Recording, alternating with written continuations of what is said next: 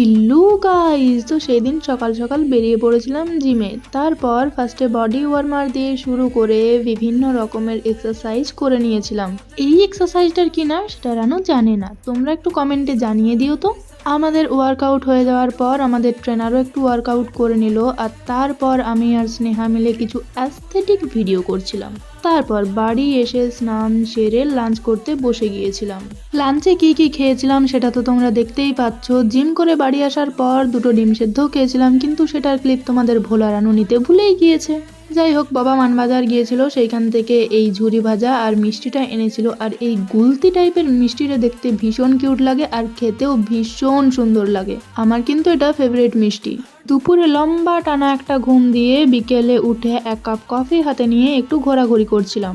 তারপর রুমে আসতেই দেখি আমার টিয়া পাখি খাচ্ছে। আচ্ছা, টিয়া পাখিটার কি নাম দেওয়া যায় কমেন্টে একটু জানিও তো আমাকে। সেই দিন ডিনারে ছিল রুটি আর চিকেন কষা। আর চিকেনের এই লেগ পিস টাইপের পিসটা খেতে আমার ভীষণ ভালো লাগে, তো আমি খাই। আর তোমরা কি করবে? চ্যানেলটা সাবস্ক্রাইব করবে আবার কি।